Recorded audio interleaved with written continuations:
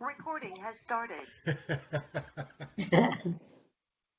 We're a worldwide organization. No worries. I Hey, mean, Mahesh. if they want to come from across the world, hey, go for it. All right. So I think you're going to tell us about some of the programs that you guys are doing and the Be Kind initiative. And we have, let's see, we've got 8 folks in here now, and hopefully we'll have some more that can jump on. So do you want to go ahead, Clark, and tell us all about it? You want me to give you my presentation now, or do you need to do other things before then? You do whatever you want. If you want, How long do you want me to?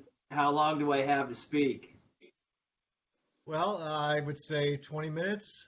Okay, cool. If you need longer, I don't think we're gonna jump off. And if it's shorter, we can all go eat dinner. Okay, so I don't know if there's been an introduction or not, but for those who maybe don't know who I am or what I do, my name is Clark Roberts.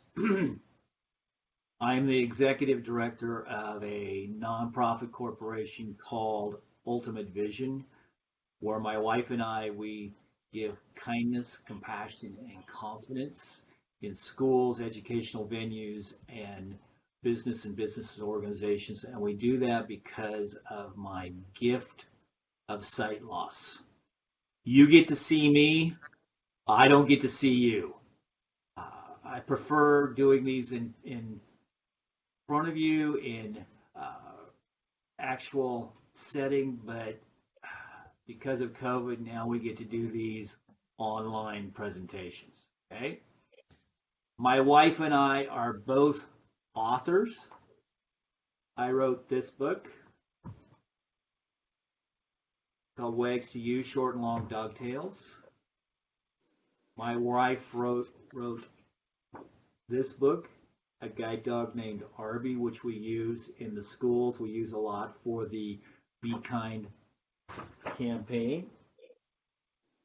And then there's also a coloring book that comes along with it, that if you have kids in the Snoqualmie Valley schools, elementary schools, they saw us last year as we had the opportunity to be in every single elementary school. We did 2 assemblies for the Be Kind program, and then we were in every single classroom interacting with them in different ways, different age groups.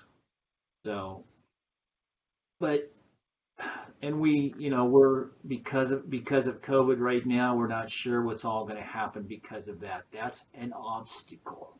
The obstacles can also become opportunities, and that's really kind of what I would like to talk about tonight: is obstacles and opportunities.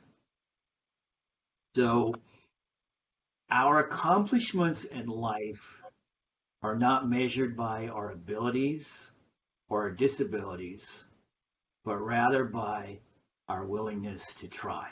Let me say that again, because some of you didn't appear to be listening. Our accomplishments in life are not measured by our abilities or our disabilities, but rather by our willingness to try. Close your eyes for me for a minute. As your eyes are closed, no peeking, as your eyes are closed, I want you to think of all of your hopes, your dreams, your desires, everything that you enjoy doing. Music, sports, your career, your personal life. And then a doctor steps into your world and tells you that you're going to go totally blind. Nothing that you can do to change or to alter the course other than to accept it or to reject it. What will you do? you can now open your eyes, because you see, that's where I was at an 18-year-old freshman. I had my life in front of me. I had it all planned out. I figured that in 4, maybe 5 years, I'd graduate from college and go off into Adventureland, all the people that I'd meet, all the exciting, great, wonderful things. And then I got an obstacle. An obstacle is anything that obstructs you or hinders you from progressing forward. Age 18, 1973, I received a gift from a doctor that told me that I have a disease known as retinitis pigmentosa, and that I was going to go blind. I got very mad, frustrated, angry, depressed, but most of all, scared. I did not know how I was even going to live, or even if I did want to live, because you see, what I knew about blindness and blind people then was the fact that blind people didn't get to have much of a life. They got to exist. That didn't excite me. You get to know me very much, and you know that I am an individual that loves to go outside, outdoors, and I love adventures. So as I sat there that day in that doctor's office, scared, what would I do? Went back to my dormitory that night, and I sat on my dormitory floor and I bawled like a baby, thinking about one thing: check out, be done with life.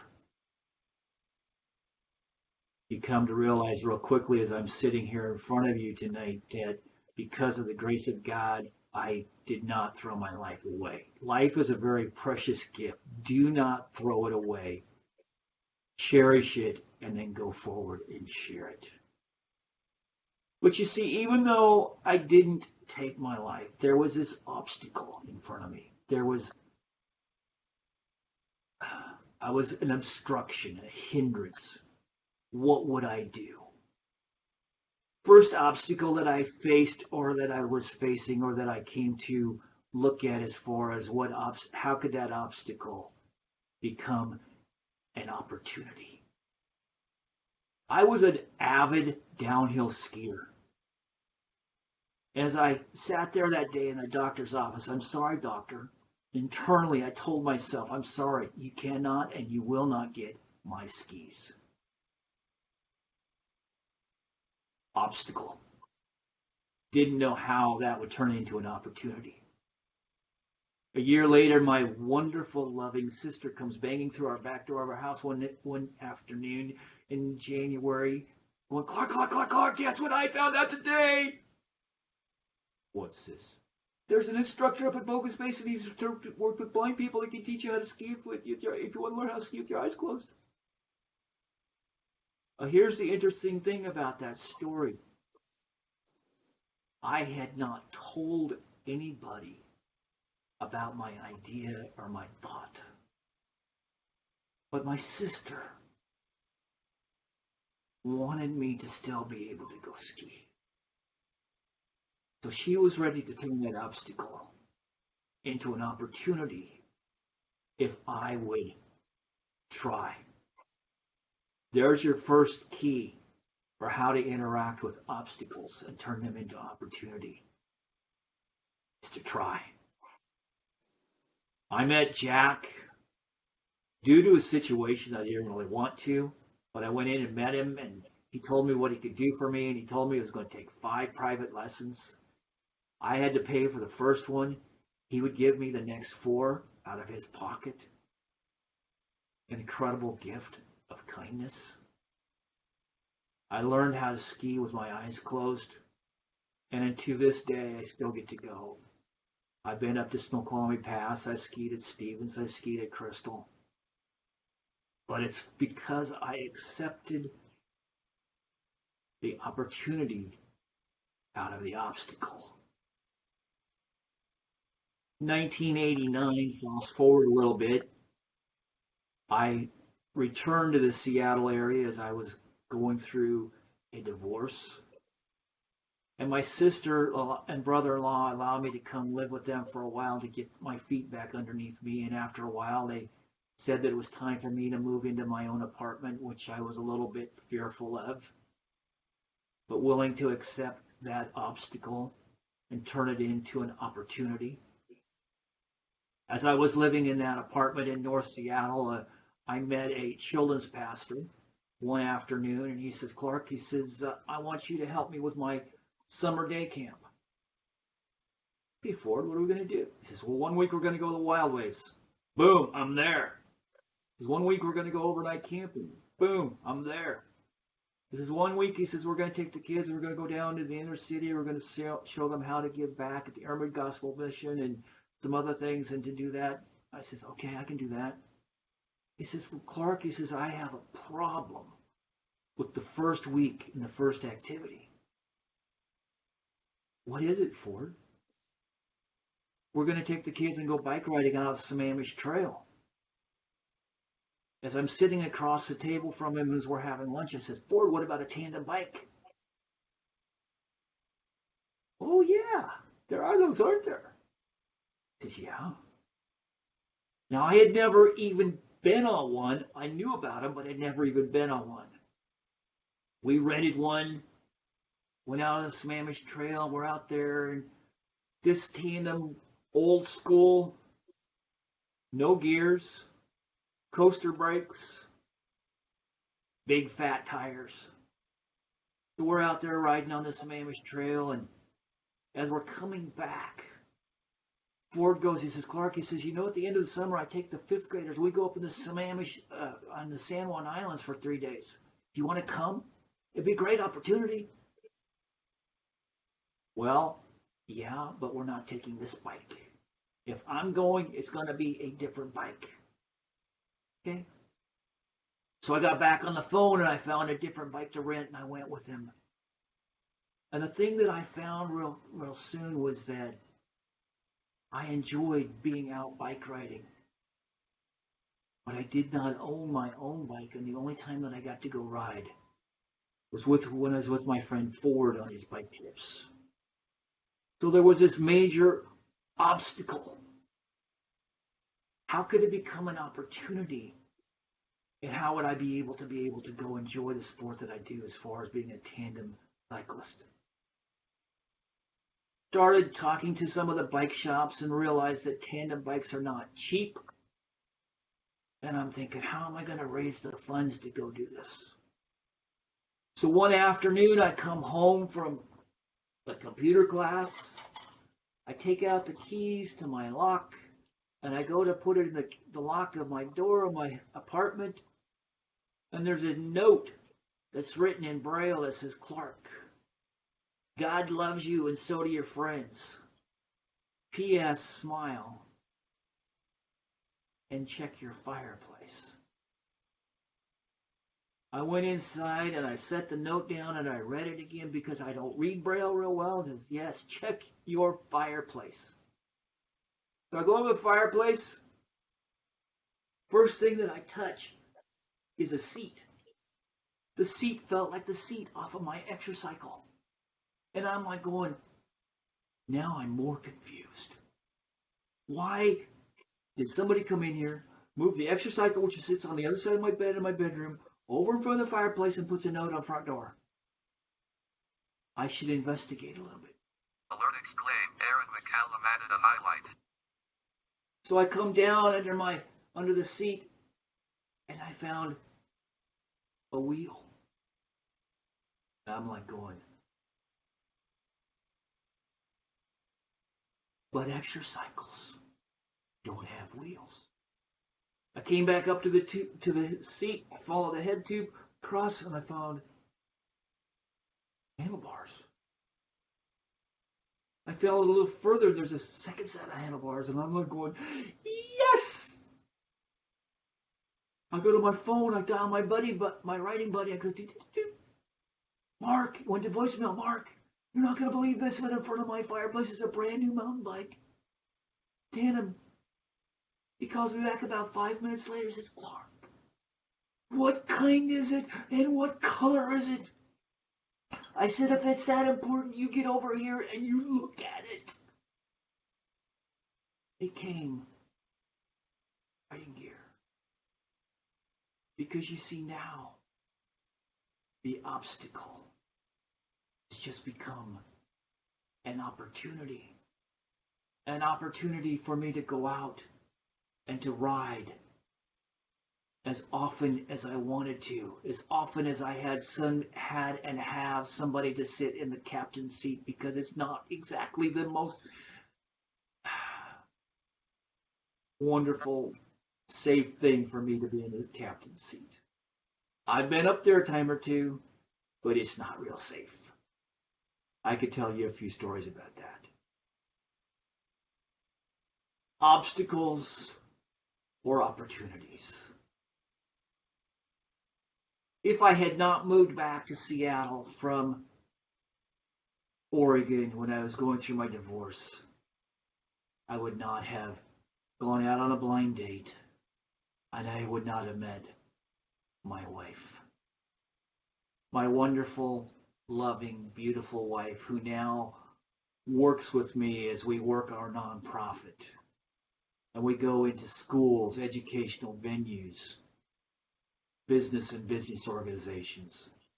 And we use the opportunity from my obstacle of sight loss to be able to give kindness and compassion and confidence and to teach all of that.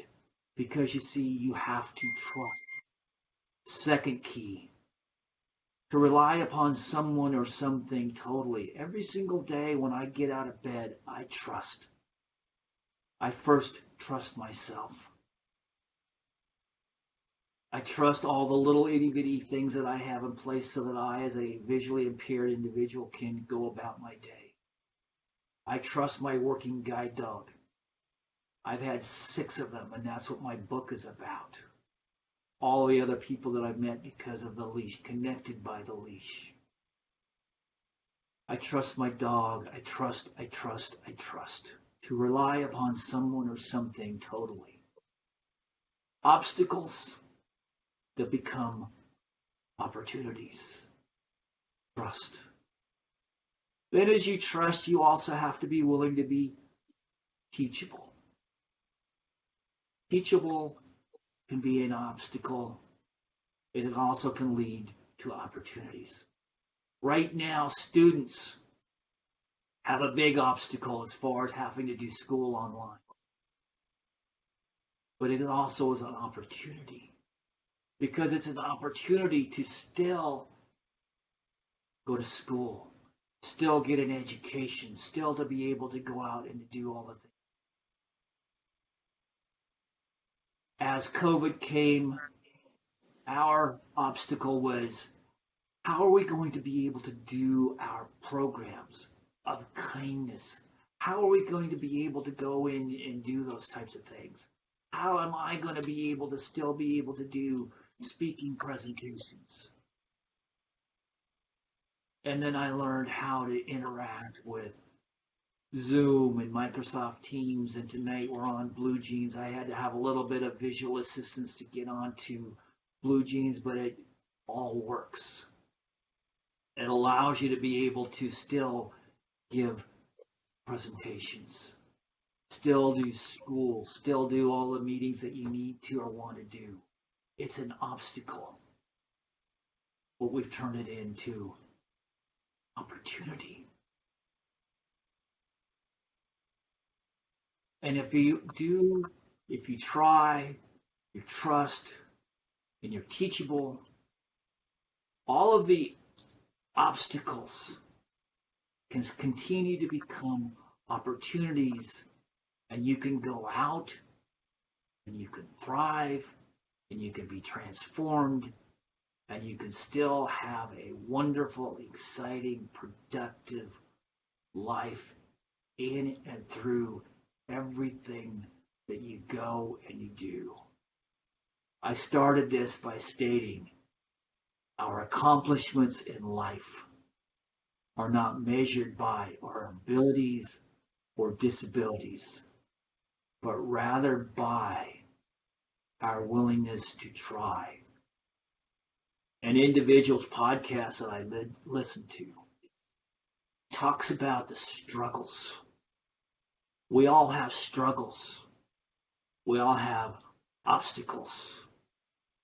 That obstacle that hinders us is what forms us, what shapes us, into becoming the individual or the individuals that we go out and become, to have that exciting, fulfilled life.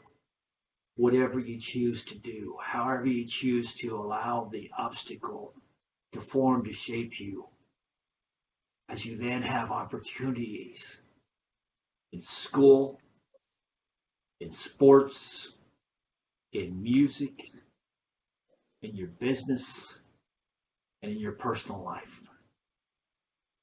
To live your life in a way that will encourage others to live their life in a new way. Will the obstacle hinder you from getting to where you want to go? Or will you allow the opportunity, circumstances that are making it possible for you to get where you want to be? Have a great evening.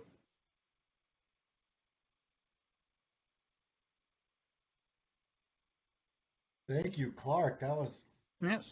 Thank you. You're so welcome.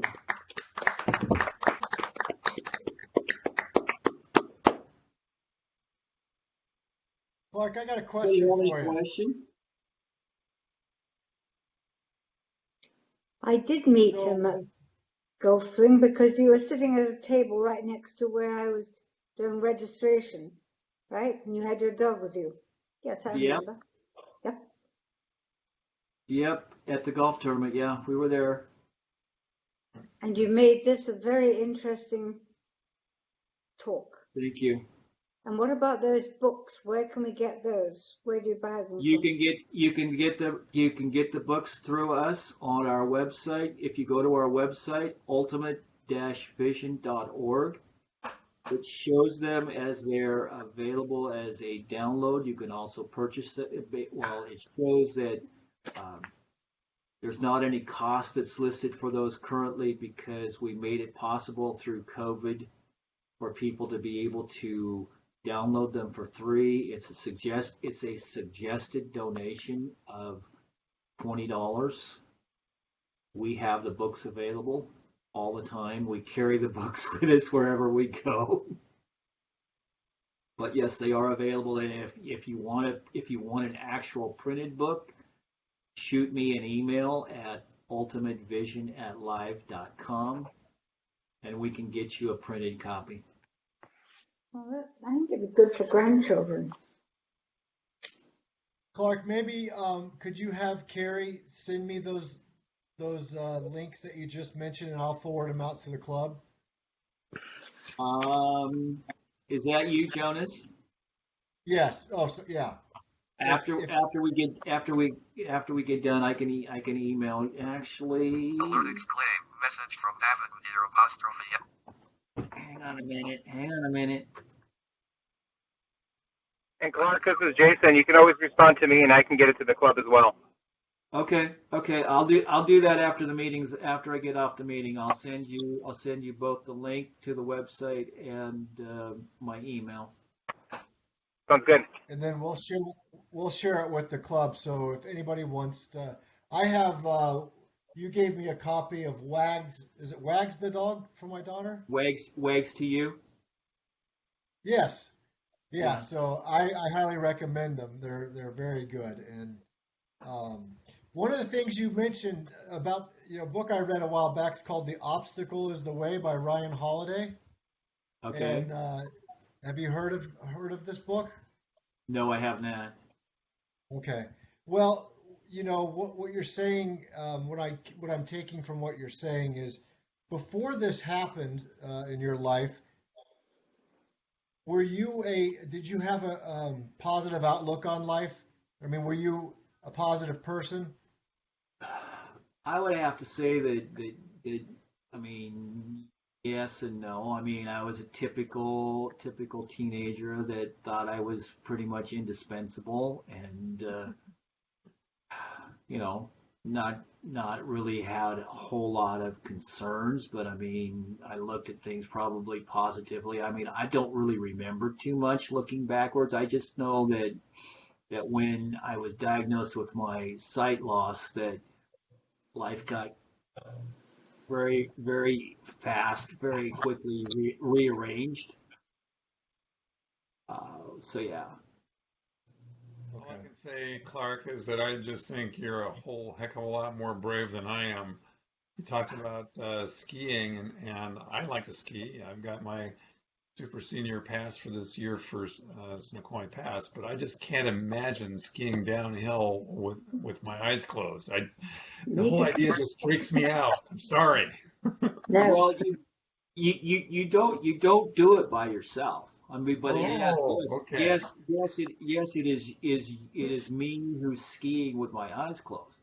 But I ski with another individual who skis behind me, who is giving me information through a little radio headset, which is basically like having a little earbud in my ear. But it's still me that has to get from the top to the bottom by myself, and that's Oh, fun. okay. That's That fun, sounds a and that's a sounds a rush. little more manageable, but still, it kind of creeps me out. But I mean, there's still been situations where I kind of go, okay, but it's fun. I mean, it's the fact of going, okay, are you going to let this obstacle for myself? Am I going to let this obstacle of sight loss deter me from going out and enjoying life? And that's really the bottom line. I mean, you either accept it and move forward, or you reject it and you sit in your chair and don't do anything.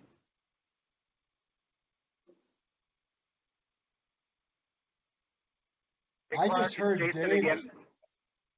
I have to give you a quick shout out that my daughter was sitting next to me. I think I was going through some work emails and she saw your name and she remembered you from doing a presentation at her school and how Which cool it school? was. And oh well, she's at North Bend Elementary. Okay. What grade? Yeah. So anyways, well, she's now at Twin Falls, but she remembered it from either last year or the year before. But that you had a big enough impression on her that she remembered it, and she said that it was just really fun, and you talked about the be kind and all that. So, anyways, my 11-year-old can't remember to flush the toilet half the time, but she remembered you. So that's a good shout out for you. Awesome. Thank you. I didn't know that they had a super senior ski pass, Dave Moore. I mean, I've heard. What's that mean? You like over 70? no, older than that. You have to be over 70, and it's, I think, $70 for the season. That's awesome. And there's a super senior for those who are over 80 that is free. There you are, you see. Monica, Except So I'm that glad for that. I wouldn't dare do And do they that both because I require can't you see. to only ski during daylight only? Is that how it works? No, the super senior pass is unlimited. Clark, You can I go can't anywhere, see anytime. either. I have bad vision, so I would hate to go on the ski slope free. well, clearly we just found out that it's possible. Yeah. I knew It's that. I awesome. knew that at Vale and all these other resorts. It's all, once you get to a certain age, you get in cheap. And I've done a lot of other crazy things too. So, Well, Clark, I'm spending a lot of time up at the ice rink, so I expect to see you up there figure skating pretty soon. well, I don't know about figure skating, but we have talked to Wendy Rogers as once they get their feet underneath them, at least to come out and experience the ice rink. And who knows? Maybe I'll let them get them to let me take a shot or two with a hockey stick. That'd be cool. Or we'll put you in goalie. No, thank you.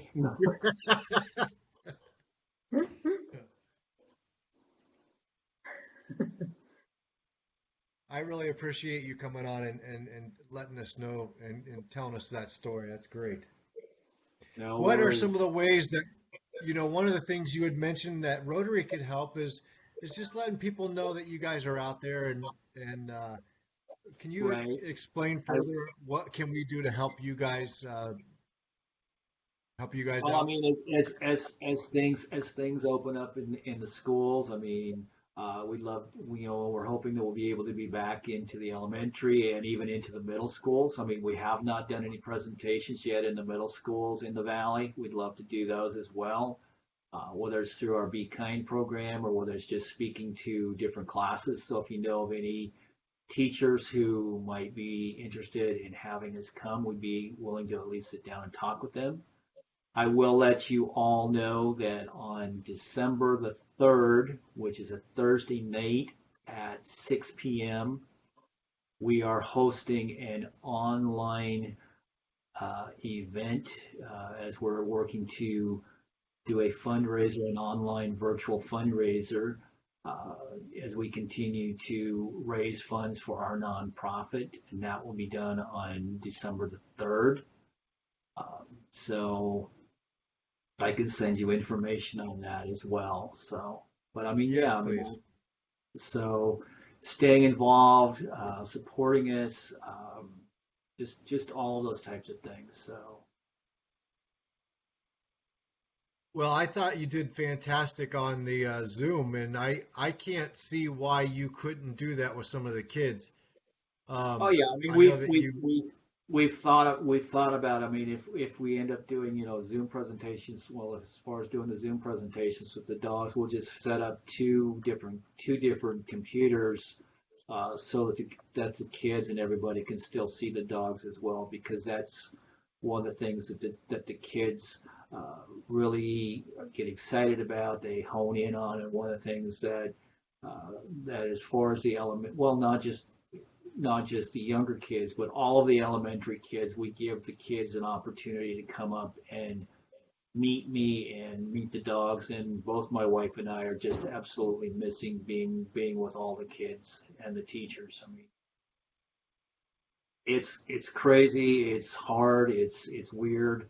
Um, but I mean, that's what COVID's done, and we're looking forward to when we're able to get back in and do that. I mean, any opportunities that we have that we've interacted or come across the paths of any kids that we've been in their schools, they do remember us, they remember the dogs, and so it's awesome to know that also.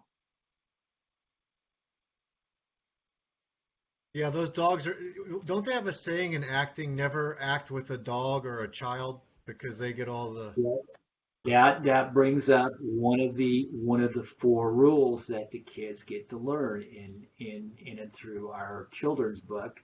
Um, it's never pet unless you ask. Do not feed them.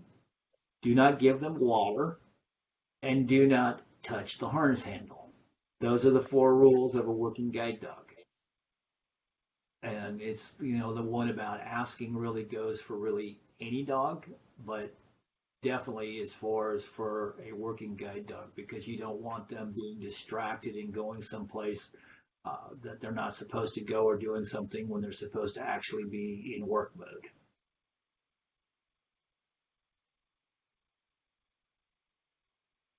anybody have any questions for Clark? This is Erin. Have Hi, a- Clark. Can you hear me? Yep.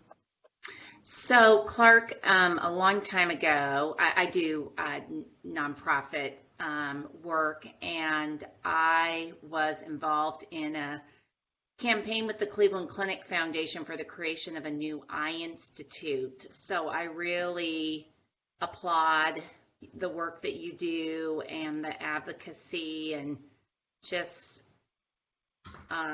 making the community aware that life can continue after a visual impairment.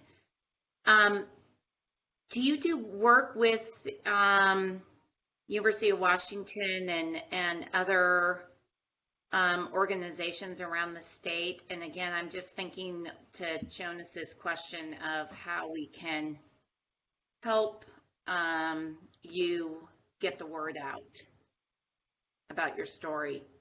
We have done some speaking in some areas out of across the state, but I mean any opportunities to further our story, our mission, our vision would be greatly appreciated. I have a few years ago I spoke for the Rotary Club in Yakima. I spoke actually in the Rotary Club over in Omak. I was actually over there for a DECA program and was also asked to come speak in the Rotary Club.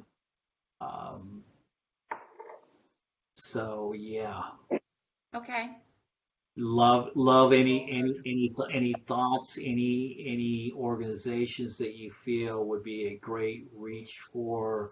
I would love to have the connections to that, or even an intro would be fantastic. Okay. Clark, would you be okay?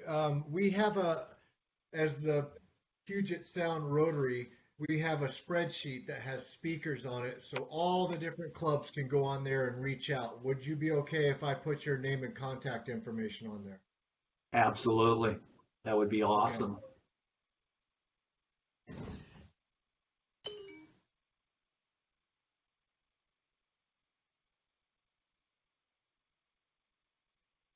Well, if nobody else has any questions, well, I just wanted to say thank you so much. I really, really appreciate your time and No worries. It's what I do. So yeah. Well, you do it well. thank Yeah, you. do. All right. Well, guys, that's all I've got. I know